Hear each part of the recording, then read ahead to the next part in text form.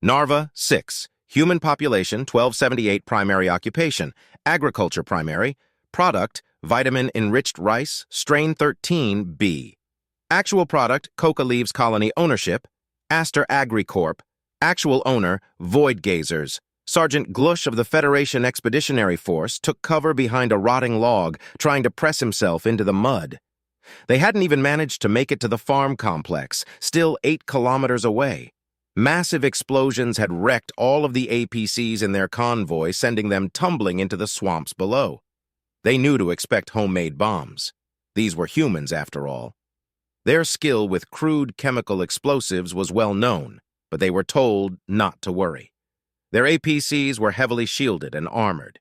It would take a blast from a grav tank to stop one of them, and they were flying over 100 meters above the marshy ground, well beyond the range of even their infamous-shaped charges. It didn't matter. 1 second they were closing in on the farms, and the next. There was the shriek of an alarm, and then, boom! There was a huge hole in the APC, and they were falling, and over half of his squad was dead. They lost 2 more who couldn't get free of their safety restraints before the APC sank into the mire. In seconds, their company was decimated with the stunned survivors cowering behind whatever they could find, trying to figure out exactly what just happened. "Sergeant!" a voice shrieked. The sergeant winced. Why hadn't the captain been one of those killed? "Sir?" the sergeant replied as the captain waded up. "You will stand and salute when addressed by a superior officer." "Sir, please get down."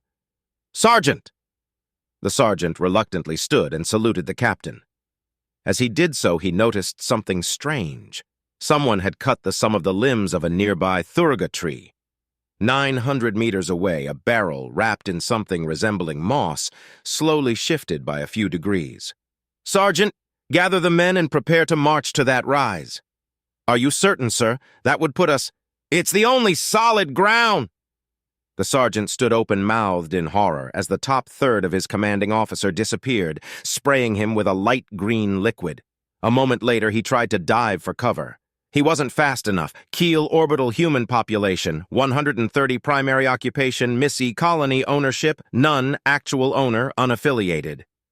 The remaining shreds of the station security, the system SDF, and the 6 Federation military personnel still left alive were throwing tables, chairs, boxes, basically anything they could lift, into an elongated pile.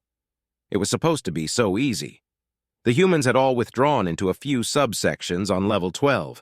The station security sealed off the area, and the SDF, backed by the Federation, were then going to sweep through the area, detaining all of them in preparation for deporting the lot of them to Raylesh after they subdued the system. That's not what happened. "What's happening?"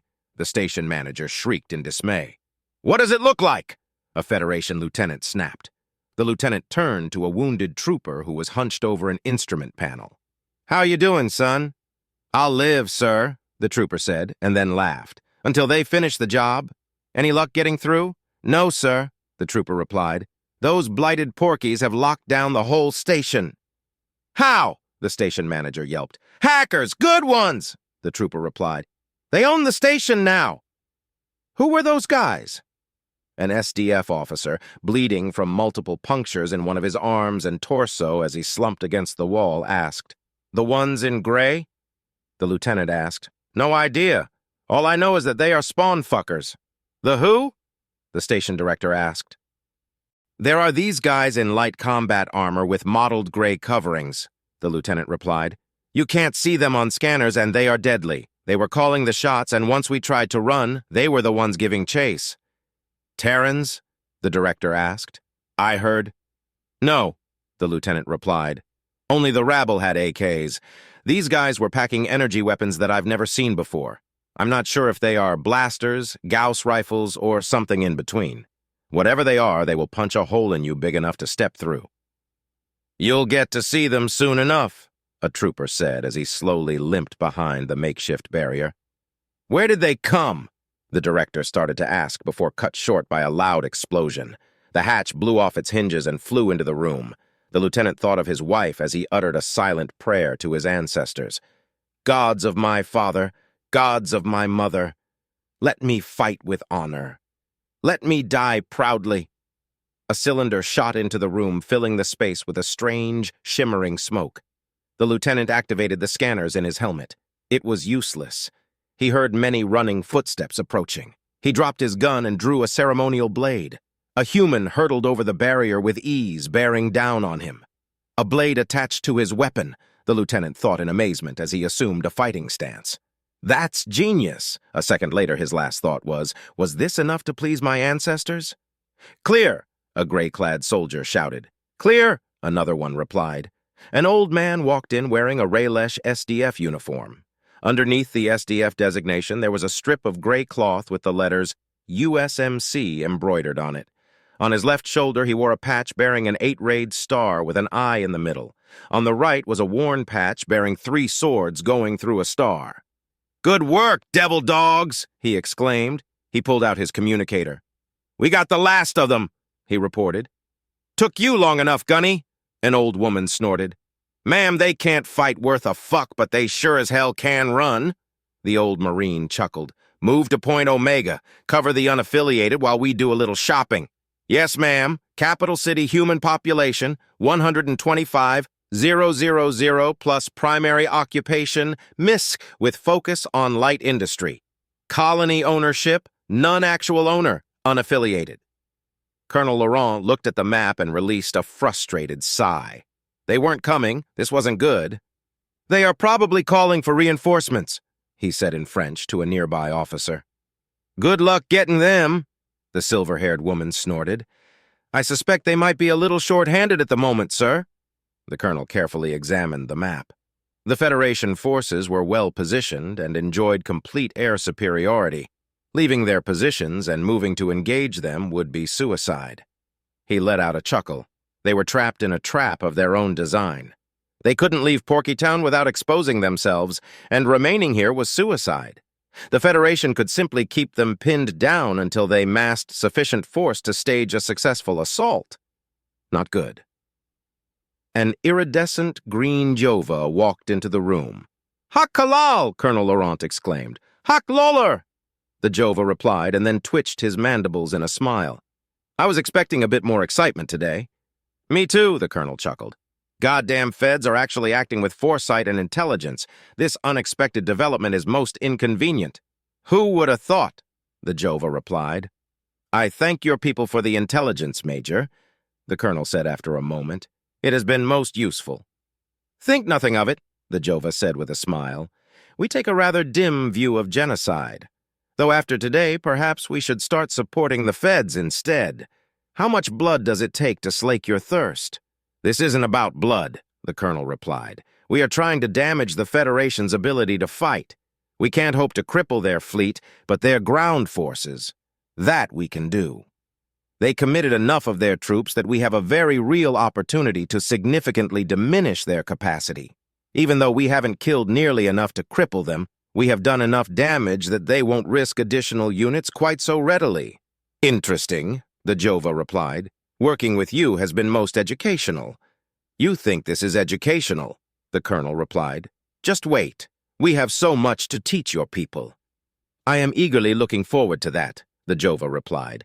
"My bags are already packed. The wife is less than pleased, though. You could bring her along, you know." "Absolutely not," the Jova laughed.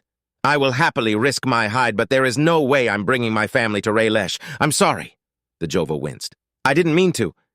"It's fine," the colonel replied. "We're used to this. We're Porkies. Nowhere is safe. At least on Raylesh, they can be comfortable while they wait for the inevitable."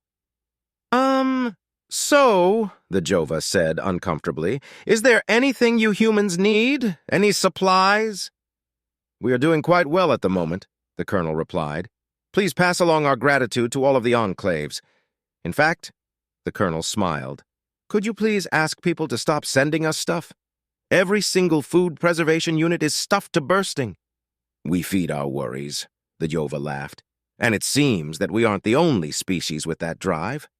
I will pass the word along. Let us know when our grandmothers can break out the stew pots once more." "Don't worry," the colonel laughed. "We will." "To change the subject," the Jova said, "I do have several requests for training units from a number of species. It seems we aren't the only ones who are concerned." by recent events. I also have several other races that want to be added to the list of friends and wish to know what that would entail. Damn! The colonel laughed. At this rate, there will be nobody left for our pirates. Kestra 3, human population, 2518. Primary occupation, mining primary product, rare earth minerals. Secondary product, covert, uranium colony ownership. Hass Reek, Mining Corp. Actual owner, Morgan Enterprises. Major J.K. Beale stepped onto a makeshift platform in front of his expeditionary force. "Listen up!" he shouted. "We are about to go on our first sortie against the humans entrenched in the key mine. I'm not supposed to tell you this." The major inhaled a deep, steadying breath. "Due to logistics issues, our attack has been a bit delayed relative to the other police actions across the Federation. Things have... well, they haven't gone well." He paused as the muttering resided. "They haven't gone well at all. In fact, it's been a complete shit show. I don't know all the details, but the reports are pretty grim, especially on the ground. The humans are not only resisting, they are doing a damned good job of it. This is not going to be a summer stroll. We need to expect determined, armed resistance." He scowled at some amused snickering and, "They're gonna dies."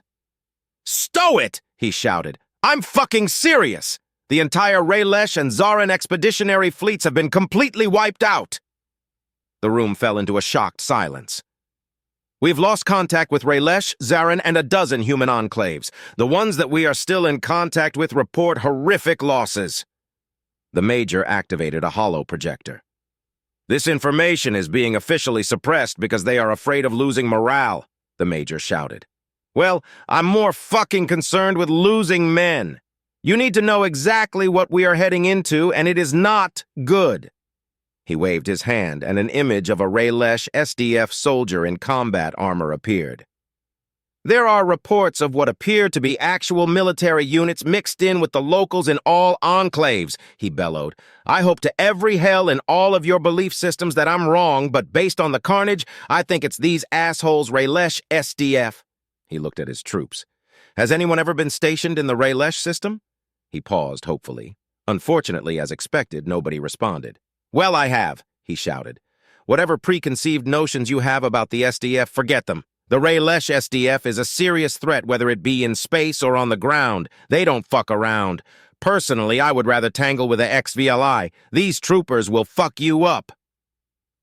The projector started showing different uniforms and gear sets. "If you see anything like one of these photos, call it in immediately." He turned to face his men. "There are a few things I want to get clear right fucking now," he shouted, stamping his hoof. "No saluting! If anyone salutes me, I will treat it as if you made an attempt on my life," he yelled. "They have top-class marksmen and they use them. Expect snipers. You are also trained to acknowledge orders loudly and clearly, and you, sir or ma'am. Don't do that either. You are basically screaming that you are talking to a target, one you are standing right beside. They use sonic enhancement. They hear that, and you are begging for a sniper to open up your vitals." He started to pace. "Sergeants and squad leaders, you have been trained to call in for instructions whenever facing an unusual situation. You have instincts. Use them. If you wait for orders, it could be too late. Follow your orders, but if you run into something unplanned, do what you have to do to survive. You have my personal guarantee that I will back you up as long as it isn't outright mutiny. Taking cover or even retreating is not cowardice under fire. It's good sense. Don't throw the lives of yourself and your men away for no reason. We have a mission to achieve, but we can't do that if we are dead." Images of IEDs appeared. These are images of various improvised explosive devices. Do not underestimate them. If you noticed, they can look like anything. If you see anything that looks remotely out of place, shoot it. If you see some freshly overturned earth, shoot it. If you see a vehicle parked alongside or under your path, fill it full of holes. If in doubt, shoot it, then shoot it again. Most of their explosives will be detonated by one of our projectiles." He paused and took another breath. "Concerning the rules of engagement, if a human is armed, fucking shoot them. Don't challenge them. Don't order them to drop their weapon. Shoot them. If you detect a concealed human, order them to show themselves. If they don't, Open fire. Assume any adult human is a potential combatant. In fact, any human is a potential combatant. Just because it's a kid doesn't mean it's harmless. I don't care if you have a son or daughter their age. If they are carrying a weapon, shoot. If you can't see their hands, be cautious. Make them reveal their graspers. If they don't, shoot. He paused. We are Federation troopers, not Death Squad members. Don't shoot any human that you see, but if you have the slightest funny feeling about the situation, have them lie down in the submission position. If they refuse, shoot them. He let the muttering subside. Our orders have changed. Preparing the humans for deportation to Raylesh is off the table. We are to secure the area, establish a perimeter, and clear the area of weapons and explosives. We will then transport the humans to a holding area being established by our engineers. He stamped his hoof. Everyone looked to their left and to their right. Those men are the ones that are going to keep you alive. Those are the men that you are going to keep alive. Officers, trust your men. Men, trust your officers. We can't help our orders. We are being sent into harm's way. That is our job. How we follow those orders, that we can help. The brass has ordered us into this pit. I'm ordering you to survive. Now mount up and may the creators be with you. As his men filed into their APCs, the major shuddered. This was going to be the Terran War all over again. No, it was going to be worse. In the Terran War, we weren't invading their homes. We weren't rounding up their children. These humans would be fighting for their very survival. They believe that we are going to send them and their families to disease-riddled worlds to die, and that's exactly what we would have done if it were possible. On the trip over, he had studied them, the Porkies. He read their history. He knew what they were capable of when pressed, and he knew exactly what he was sending his men into. This wasn't the Terran War all over again, he realized, as ice gripped his heart. It was going to be the Sol Wars all over again. Creators helped them all. But that wasn't what truly bothered him. What truly bothered him was that he and his men were the raiders. He tried, but he couldn't shake the thought. They were the raiders in this new Sol War. He was on the wrong side. He had orders to follow and a duty to perform, and he would, but the humans were fighting for their children and their homes. What was he fighting for? Order? Stability? The rule of law? Death camps? He clenched his molars as the APCs lifted off. This reminded him of something from his race's history, something he did not like one bit. Was he fighting on the right side? He turned and walked towards his command post. He tried to clear his head. He had his orders. It was his duty to follow them. Yeah, just following orders. Wasn't that what they said as well? He winced. His ancestors fought and died fighting tyranny, fighting genocide. Some of his direct ancestors died in places exactly like where the Federation wanted to send those humans. And now, he was the one wearing those steel shoes. He was the one stomping the children into the mud. This was wrong. What would his ancestors think of him? Could he even enter the sacred tombs after this? He didn't think he could. "Ancestors, forgive me," he muttered as he walked away.